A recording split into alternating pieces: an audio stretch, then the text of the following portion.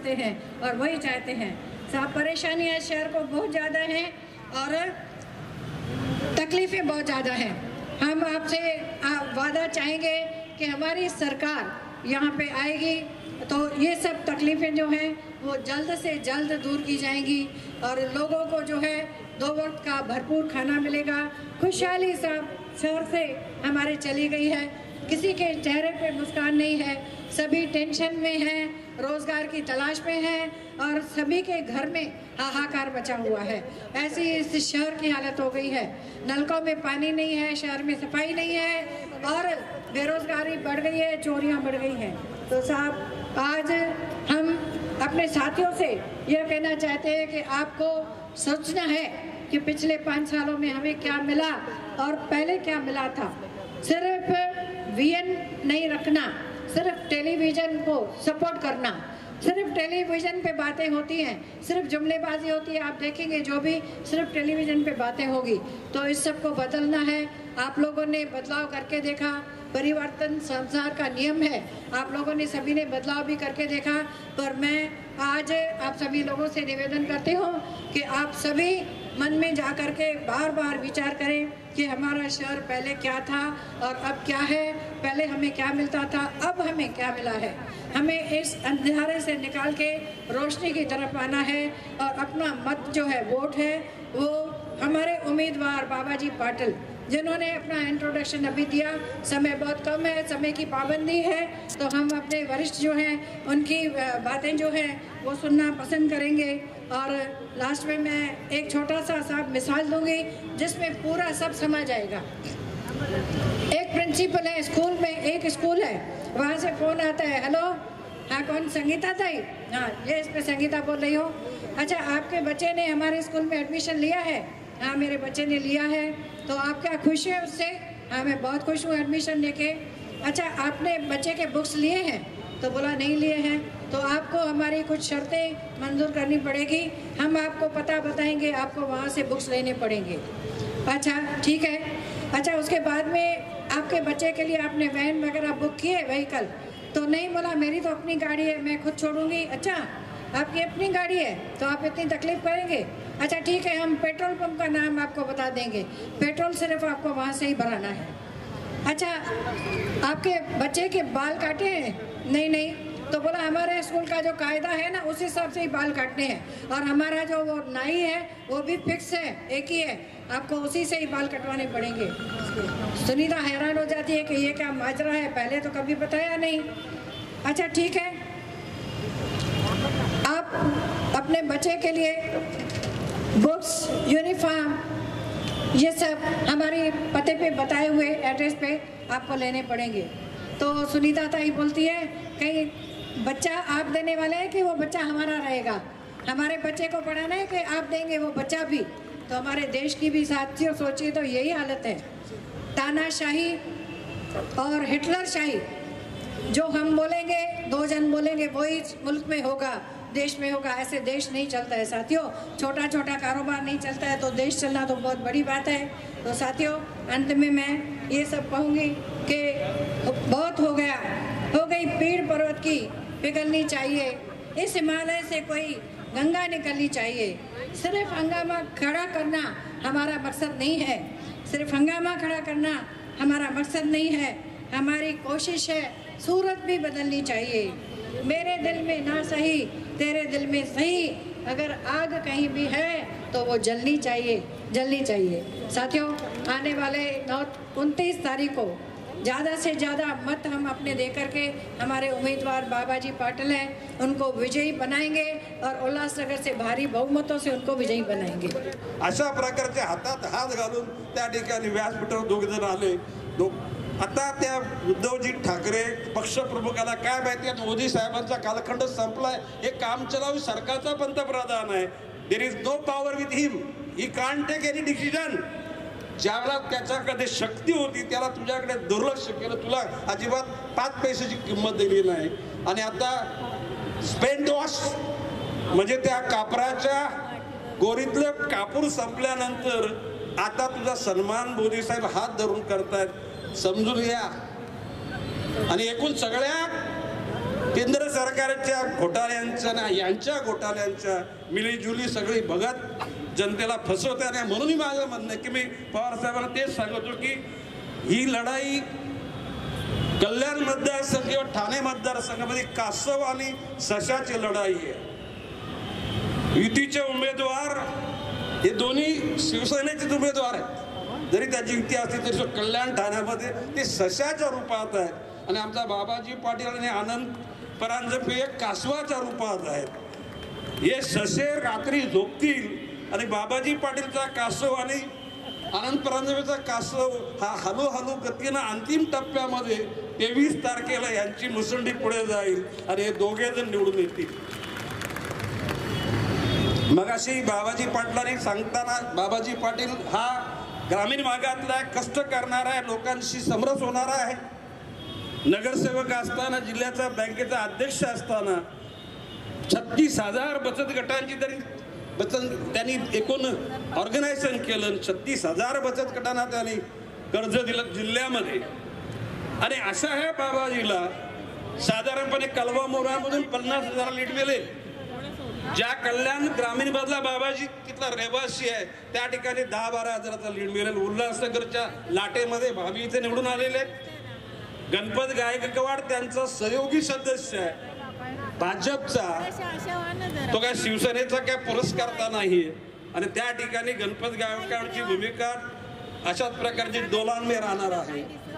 आज अंबरनाथ मध्ये सदाभाऊ किंवा कर्जुले यांनी ज्या पद्धतीने ऑर्गनायझेशन केलेली आहे या सर्वच गोष्टी लक्षात घेता बाबाजी पाटीलांचा विजय हा नक्की ठरलेला आहे. मी विश्वासांचा काल फॉर्म भरताना दुपारी 2 वाजता निघालेली मिरवणूक, कार्यकर्त्यांची बॉडी लँग्वेज, ठाण्यामध्ये आनंद परांजपेचा फॉर्म भरताना निघालेली मिरवणूक, आज वृत्तपत्रामधून आलेलं एकूण त्याचं विवेचन लक्षात घेता समोरचे लोक थकले भागलेले आहेत आणि काँग्रेस, राष्ट्रवादी आणि आपल्या मित्रपक्षांच्या कार्यकर्त्यांमध्ये उत्साह संचारलेला आहे. मी तुम्हाला विश्वासानं सांगतो नेटानं आपण त्या ठिकाणी जर काम केलं, घराघरामध्ये पोचले, जसा मगाशी बाबाजी पाटलांनी उल्लेख केला की या ठिकाणच्या सगळं भूमिपुत्रांवर एक प्रकारचा अन्याय झालेलाच आहे. मुंब्राचं बंदर प्रतिबंधर तोडल्यानंतर 50,000 लोकांचा रोजगार गेला. त्यावेळेला मी पालकमंत्री असताना बरेच फतवे आले परंतु त्या ठिकाणी हिंमत झाली नाही की तो रेतीबंदर काढण्याची. नेवारीच्या असलेल्या शेतकऱ्यांच्या जमिनीवर सुद्धा त्यावेळेला सुद्धा फतवे निघाले. सारिका गायकवाड तुम्ही जिल्हा परिषदेचे अध्यक्ष असताना त्यावेळेला सुद्धा त्या ठिकाणी नेवारीला कसल्याही प्रकारची त्या लोकांना हस्तक्षेप करू दिला नाही. अरे तुमच्या मनात जर लोकांच्या विषयी प्रेम असेल तर तुम्ही त्या ठिकाणी सरसावून पुढे याल. मी पालकमंत्री असताना जनता दरबार भरत होतो, दर आठवड्याला भरत होतं. आता जनता दरबार नावाची चीज राहिली का? ये क्वार्टर फाइनल है, विधानसभा सेमीफाइनल है और आने वाली कारपोरेशन फाइनल है. वो तीनों के तीनों लड़ाई जीतने के लिए अपन तैयार होना चाहिए. उल्लासनगर के सभी व्यापारी लोगों को मालूम है जब मैं गार्जियन मिनिस्टर था उस वक्त में जब भी आप पर आपत्ति आ गई पप्पू भाई कलानी के माध्यम से मैं आपके साथ जुड़ा रहा हूँ. वो तुम्हारा कौन सा इंडस्ट्री, गारमेंट इंडस्ट्री हो, पोल्यूशन का मामला हो या कामगार का मामला हो, जींस का. और उस वक्त में कोई हरी का लाल, कोई व्यापारी, कोई उद्योगपति बोले, बिल्डर बोले कि नाइक साहब ने उनके घर का पानी भी पिया तो मैं हार जाऊंगा. हम लोगों ने हाथ साफ रखे, दिल भी साफ रखा और इस बलबूते पे हम बोल रहे हैं कि आज की बार, अब की बार तो मोदी सरकार हद पार. और इसलिए अब की बार बाबाजी के माध्यम से पवार साहब के विचारधारा के लोग इस संसद में जाने चाहिए और उस माध्यम से जनता की जो भी जरूरत है वो पूरी करने के लिए आप पवार साहब के नेतृत्व को साथ दे देंगे और बाबाजी को संसद में भेजेंगे ऐसा विश्वास व्यक्त करता हूँ. जय हिंद, जय महाराष्ट्र. 50 वर्षाच्या पूर्वी मी पहिल्यांदा आमदार झालो. माझ्या घरात फोन नव्हता, आमदाराला फोन मिळायचा. तो फोन मी घेतला त्यावेळी फोन करायची पद्धत काय होती, चमकाव करायला लागायचा. बारामतीवरनं मुंबईला फोन करायचा चमकाव, आणि त्याच्यासाठी 6-7 तास बसावं लागायचं. लवकर पाहिजे असेल तर अर्जंट दुप्पट पैसे द्यायला लागायचे. त्याहीपेक्षा लवकर पाहिजे असेल तर लाईटनिंग चौपट पैसे द्यायला लागायचे. हे स्वतः मी पाहिलेलं आहे. आज काय बघतो मी, रस्त्याने जात असतो, खेड्यापाड्यातलं गावं दिसतात, शेतामध्ये काम करणारी बाई दिसते, तिच्या हातात मोबाईल. कुणाची बुद्धी कोण असतो, पण ती खेड्यातली बाई सुद्धा आता मोबाईलला बोलायला लागली. हे सगळं मोबाईल, हे तंत्रज्ञान आणलं कोणी? हे आणलं राजीव गांधी. आणि म्हणून इंदिरा गांधी असो, राजीव गांधी असो, जवाहरलाल नेहरू असो, यांनी या देशाला फुलं दिलं आणि देशासाठी प्राण देण्याची तयारी केली. कोणचं घर तुम्हाला दाखवा की एका घरामध्ये आई आणि मुलगा दोघांची हत्या झाली, तरी पुढच्या पिढीने देशाची सेवा करण्याचं काम कधी सोडलं नाही. इंदिराजींची हत्या झाली, राजीव गांधींनी जबाबदारी. राजीव गांधींची हत्या झाली, सोनिया गांधींनी जबाबदारी घेतली. सोनिया गांधींनी सांगितलं की नवी पिढी राहुल गांधी आज पुढारलं आणि जबाबदारी घ्यायला तयार. आणि मोदी साहेब म्हणतात ह्यांनी काय केलं? अहो आपण स्वतः काय दिवे लावले हे पहिल्यांदा सांगा. आणि उगाच इतरांच्यावर आरोप करण्याच्या संबंधीची भूमिका आज आपण करताच योग्य नाही. सांगतात मी स्वच्छ कारभार करणार आहे, चांगली गोष्ट आहे. त्यांनी घोषणा केली, न खाऊंगा न खाने दूंगा. लोक ये अच्छा है, कुछ भी खाता नाही, खाणे नाही देत. आणि चौकशी केली काही गोष्टीची. मी एकेकाने देशाचा संरक्षण मंत्री होतो आणि या देशामध्ये आधुनिक विमानं घ्यायची अशी चर्चा झाली होती तेव्हा. आणि फ्रान्समध्ये जाऊन मी आणि त्यावेळेचे संरक्षण खात्याचे सचिव यांनी दसॉल्ट नावाच्या कंपनीची पाहणी केली आणि तिथं विमानं तयार करतात त्याची माहिती घेतली. नंतर आमचं सरकार राहिलं नाही. मनमोहन सिंगांच्या सरकारमध्ये माझ्याकडे शेती खातं होतं, त्यामुळे हा विषय माझ्याकडे नव्हता. पण चर्चा झाली की अशी विमानं घ्यायची. त्यानंतर तेही सरकार गेलं आणि विमानं घ्यायचा निर्णय मागं झाला. मोदी साहेबांचं सरकार हवाई दलाने सांगितलं की आम्हाला विमानं पाहिजे. शेजारच्या देशांच्याकडे चांगली विमानं आहेत आणि ती लढा विमानं आमच्याकडे नसतील तर देशाचं रक्षण करण्याच्यासाठी कदाचित मर्यादा येते. सरकारने ठरवलं विमानं घ्यायची. कोणची घ्यायची? राफेलची घ्यायची.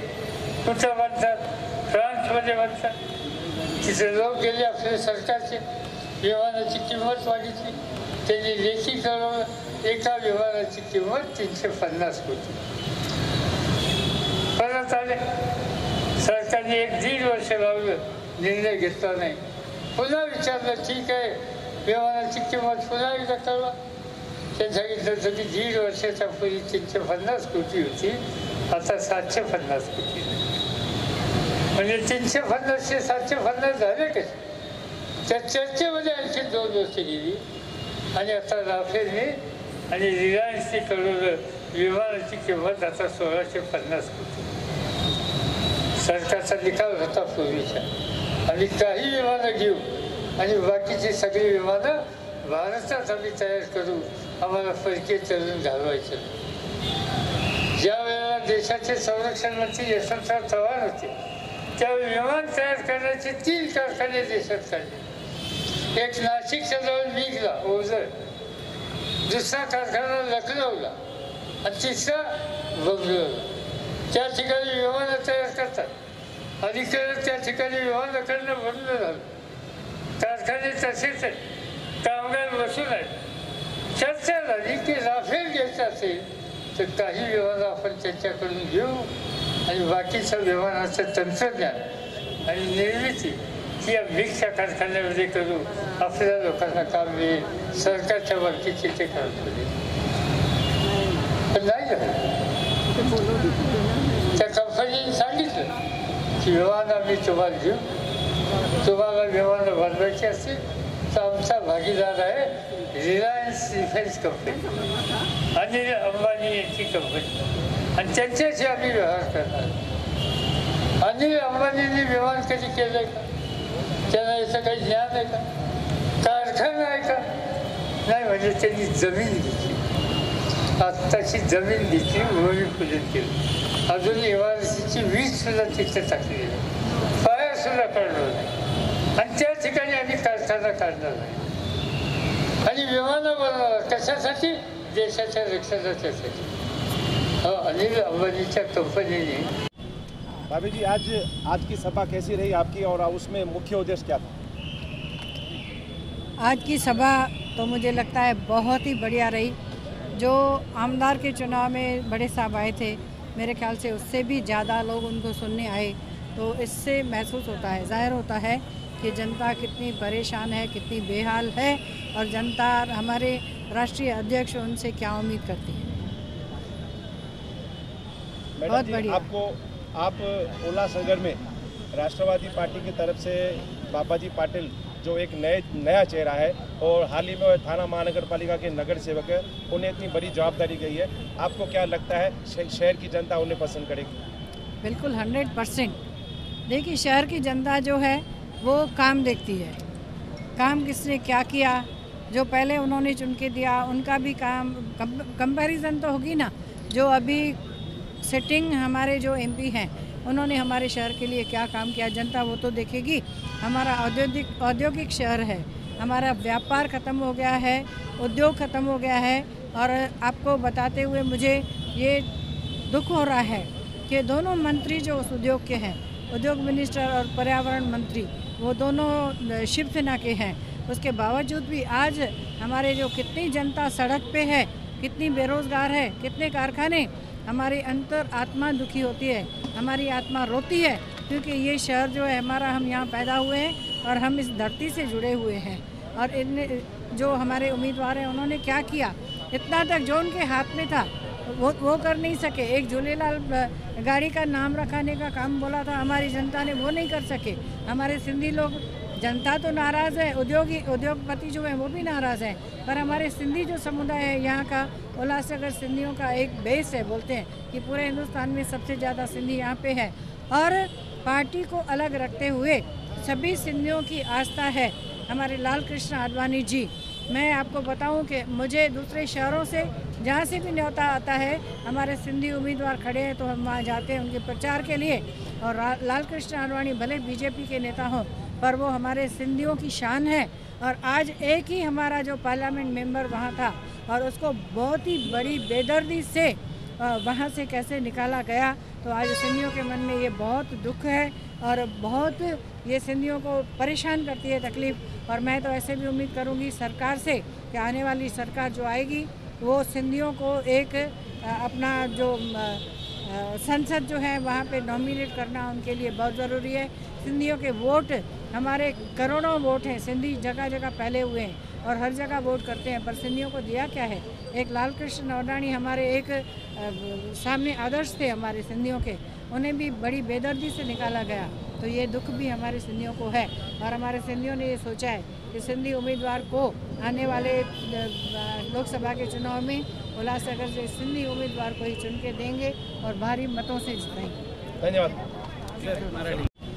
भाभी जी, आज की सभा कैसी रही आपकी और उसमें मुख्य उद्देश्य क्या था? आज की सभा तो मुझे लगता है बहुत ही बढ़िया रही. जो आमदार के चुनाव में बड़े साहब आए थे, मेरे ख्याल से उससे भी ज़्यादा लोग उनको सुनने आए. तो इससे महसूस होता है, ज़ाहिर होता है कि जनता कितनी परेशान है, कितनी बेहाल है, और जनता हमारे राष्ट्रीय अध्यक्ष उनसे क्या उम्मीद करती है. बहुत बढ़िया.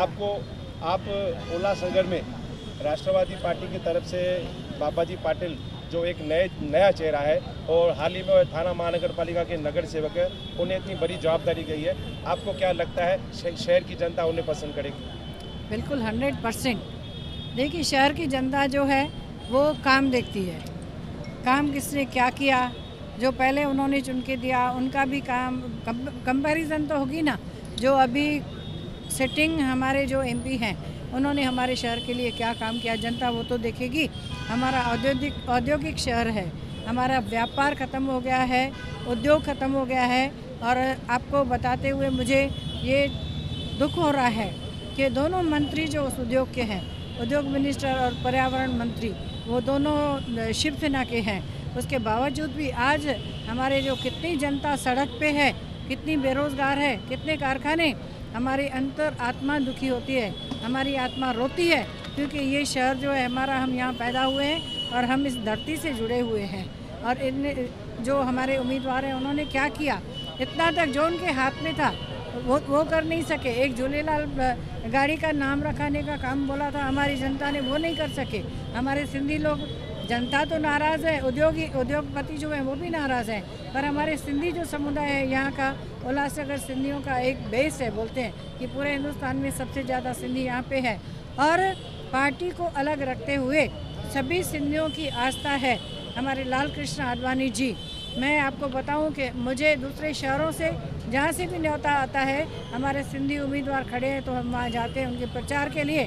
और लाल कृष्ण आडवाणी भले बीजेपी के नेता हों, पर वो हमारे सिंधियों की शान है। और आज एक ही हमारा जो पार्लियामेंट मेंबर वहाँ था और उसको बहुत ही बड़ी बेदर्दी से वहाँ से कैसे निकाला गया, तो आज सिंधियों के मन में ये बहुत दुख है और बहुत ये सिंधियों को परेशान करती है तकलीफ़। और मैं तो ऐसे भी उम्मीद करूँगी सरकार से कि आने वाली सरकार जो आएगी वो सिंधियों को एक अपना जो संसद जो है वहाँ पे नॉमिनेट करना उनके लिए बहुत ज़रूरी है। सिंधियों के वोट, हमारे करोड़ों वोट हैं, सिंधी जगह जगह फैले हुए हैं और हर जगह वोट करते हैं, पर सिंधियों को दिया क्या है। एक लाल कृष्ण आडवाणी हमारे एक सामने आदर्श थे हमारे सिंधियों के, उन्हें भी बड़ी बेदर्दी से निकाला गया। तो ये दुख भी हमारे सिंधियों को है और हमारे सिंधियों ने ये सोचा है कि सिंधी उम्मीदवार को आने वाले लोकसभा के चुनाव में उल्लासनगर से सिंधी उम्मीदवार को ही चुन के देंगे और भारी मतों से जिताएंगे। धन्यवाद।